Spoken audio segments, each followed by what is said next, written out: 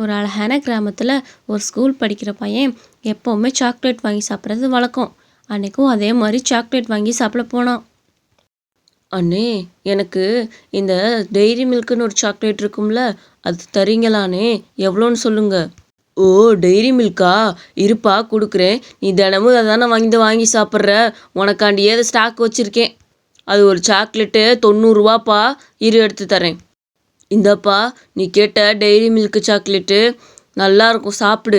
இது புது கம்பெனி வேற, சூப்பராக இருக்கும். இந்தப்பா, நீ 100 ரூபா கொடுத்தல, மிச்சம் 10 ரூபா. சீக்கிரம் வாங்கிட்டு ஸ்கூலுக்கு கிளம்பு, மணி வேற ஆயிடுச்சு, யாரும் திட்ட போகிறாங்க. அவனும் அந்த பணத்தை வாங்கிட்டு ஸ்கூலுக்கு கிளம்பிட்டான். போகிற வழியிலே அவனுக்கு அந்த காசை எடுத்து பார்க்கணுன்னு தோணுச்சு. நடந்து போயிட்டுருக்கப்பயே அந்த பணத்தை எடுத்து பார்த்தான். பார்த்தா அது செல்லாத நோட்டு, அங்கங்கே கிழிஞ்சு கிடந்தது.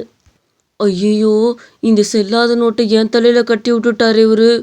போய் இவர்கிட்ட கொடுத்து எப்படியாவது மாற்ற பார்ப்போம். இந்த காசை இங்கே கொடுத்தாலும் வாங்க மாட்டாங்க, இப்படி கிழிஞ்சு கிடக்கு. நான் பாரு, கொஞ்சம் கூட பார்க்காம வாங்கிட்டு வந்துட்டேன். ஸோ என் மண்டை மூளையை எங்கே வச்சுட்டு போனேனே தெரியலையே. வேகமாக போவோம், மாற்றிடணும் கடவுளே. வேகமாக அந்த சாக்லேட் வாங்கின கடைக்கு போனான். அண்ணே, இப்போ தானே நான் சாக்லேட் வாங்கிட்டு போனேன். நீங்கள் கொடுத்த 10 ரூபா செல்லாத நோட்டுனே. இங்கே பாருங்கள், எல்லாமே கிழிஞ்சு கிழிஞ்சு கிடக்கு. இந்த நோட்டை நான் கடையில் கொடுத்தா எப்படி வாங்கிக்குவாங்க? இந்தாங்கண்ணே, நீங்களே வாங்கிக்கோங்க. தம்பி, என்ன முட்டாள்னு நினச்சியா? நான் இந்த நோட்டை கொடுக்கலையே, எனக்கு காட்டு நல்லா. ஆஹா, நானும் அந்த நோட்டை கொடுக்க கிடையாதுப்பா. யாருக்குமே கிழிஞ்ச நோட்டெலாம் கொடுக்கறதில்ல, நல்ல நோட்டை தான் கொடுக்குறேன். இந்த மாதிரி பிரச்சனை வரும் தான் கொடுக்கறதில்ல. அண்ணே, இல்லைண்ணே, உங்கள் கடையில் இப்போ தானே வாங்கிட்டு போனேன். இப்போ வாங்கினதுக்குள்ளே எப்படின்னே நான் அந்த நோட்டை மாற்றி கொண்டு வர முடியும்? ப்ளீஸ் அண்ணே, இந்த நோட்டை வாங்கிக்கோங்க. எனக்கு இன்னைக்கு ஸ்கூலுக்கு இது மட்டும் தான் இருக்குது, எப்படியாச்சும் வாங்கிக்கோங்கண்ணே. அவன் எவ்வளோ கெஞ்சியும் அந்த கடைக்காரன் அந்த நோட்டை வாங்கிக்கல. சரின்னு அவன் ஸ்கூலுக்கு கிளம்பிட்டான். திரும்பி வந்து பார்த்தப்ப அந்த பென்சில் கடை தாத்தா கடையில் நிறைய கூட்டம் இருந்தது. இந்த சமயத்தில் எப்படியாச்சும் தள்ளி விட்டுறணும்னு நினச்சான் அந்த காசை. அட, இந்த பென்சில் தாத்தா கடையில் இன்னைக்கு நிறைய கூட்டம் இருக்குது. பெசாட்டு இந்த காசை அவர் தலையில் கட்டிட வேண்டியதான். கூட்டத்தில் நம்ம நீட்டினோம்னா கண்டிப்பாக அவர் வாங்கி பார்க்க மாட்டார். சீக்கிரம் உள்ளே போட்டுட்டு நமக்கு பென்சில் எடுத்து கொடுக்கணும் தான் நினைப்பாரு. இதுதான் சரியான சந்தர்ப்பம், எப்படியாச்சும் இவர் தலையில் கட்டிடுவோம். தாத்தா, எனக்கு சீக்கிரம் பென்சில் கொடுங்க தாத்தா, ஸ்கூலுக்கு நேரம் ஆயிடுச்சு. தம்பி, இருப்பா, இங்கே எல்லாரும் நின்றுக்கிட்டு தானே இருக்கிறாங்க, கொஞ்சம் பொறுமையாக நின்று வாங்கு. எல்லாருமே ஸ்கூல் படிக்கிற பசங்க தானே, அவங்களாம் பொறுமையாக நின்று தானே வாங்குறாங்க. நீயும் பொறுமையாக நின்று வாங்கு. எல்லாத்துக்கும் ஒவ்வொன்றா எழுத்து கொடுக்குறேன், புரியுதா? சரி, கொடு. அந்த தாத்தா அந்த காசை வாங்கி திருப்பி பார்த்துட்டு அது செல்லாதுன்னு சொல்லிட்டாரு. தம்பி, இந்த நோட்டு செல்லாதுப்பா, எல்லாம் கிழிஞ்சு கிடக்கு பாரு. அவனும் அந்த காசை வாங்கிட்டு திரும்பவும் போயிட்டான். எல்லாம் என் தலையெழுத்து. இந்த காசை இவர் தலையில் தள்ளான்னு நினச்சா இவரும் உஷாராயிட்டாரு. ஸோ எல்லாம் தலையெழுத்து. இந்த தாத்தா தலையிலையாவது இந்த காசை கட்டி உள்ளான்னு பார்த்தா அவரும் கண்டுபிடிச்சிட்டாரு. எல்லாம் என் நேரம். டே கவின், நான் வேணா உனக்கு பெண்ணு வாங்கி தரவாடா? பணம் செல்லாதுன்னு அந்த தாத்தா சொன்னார்ல, நான் வேணா உனக்கு வாங்கி தரவா? இல்லைடா, நான் காலையில் சாக்லேட் வாங்கிட்டு இந்த செல்லாத 10 ரூபா நோட்டை என் தலையில் தள்ளிட்டாங்க. இதை வேற யாராவது தலையில் தள்ளணும் தான் நான் இவ்வளோ நேரம் வெயிட் பண்ணேன். அந்த தாத்தா கடையில் கொடுத்தா அவர் பார்க்காம உள்ளே போட்டுருவாருன்னு நினச்சேன். ஆனால் அவரும் கண்டுபிடிச்சிட்டாரு. இதை எப்படியாவது மாற்றணுன்றதாண்டா வந்தேன், மற்றபடி ஒன்றும் கிடையாது. ஆனால் பாரு, காலையிலேருந்து இந்த நோட்டை எவனுமே வாங்க மாட்டேங்கிறாங்க.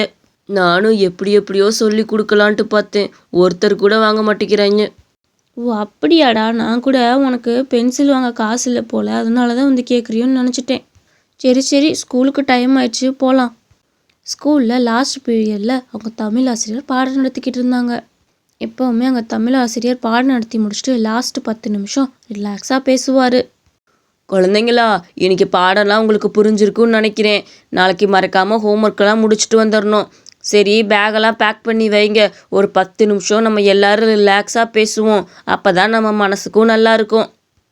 அப்பன்னு பார்த்து அவன் நின்று எந்திரிச்சு அதை பற்றி கேட்டுட்டான். ஐயா, ஒரு கடையில் சாக்லேட் வாங்கி சாப்பிட்டேன். அவங்க மிச்சம் 10 ரூபா கொடுத்தாங்க. ஆனால் அது எல்லாமே செல்லாத நோட்டாக கொடுத்துட்டாங்கய்யா. இந்த நோட்டை நான் காலையிலேருந்து யார் தள்ளலான்னு பார்க்குறேன், யாருமே வாங்க மாட்டேங்கிறாங்க. என்னதான் பண்ணுறதுன்னு எனக்கும் புரியல. எனக்கு ஒன்றுமே புரியலையா. தம்பி, நீ பண்ணுறது ரொம்ப தப்பு. அந்த செல்லாத ரூபா நோட்டை நீ பேங்க்கில் கொடுத்தா அவங்களே உனக்கு புது நோட்டாக மாற்றி கொடுத்துருவாங்க. அதை விட்டுட்டு இந்த காசை வேற யாராவது தலையில தள்ளணும்னு நினைக்கக்கூடாது. நமக்கு பிரச்சனை வந்தா அதை தீர்வு காணணுமே தவிர வேற யாராவது தலையில தள்ளணும்னு நினைக்கக்கூடாது. புரியுதா? மற்றவங்க அப்படி இருந்தா நீ அப்படி இருக்கக்கூடாது கண்ணா. நீ இந்த காசை பேங்க்ல கொடுத்து மாத்து. அவங்க உனக்கு புது நோட்டா தந்துருவாங்க. கவலைப்படாம வச்சுக்கோ. நானும் எவ்வளவோ மாத்த பார்த்தேன் சார். ஆனா யாருமே வாங்கவும் இல்ல. அந்த கடைக்கார் மட்டும் என் தலையில தள்ளி விட்டது சரியா சார்? அப்ப அவர் மட்டும் அவர் பிரச்சனைய என் தலையில தள்ளி விடுறாரு தானே?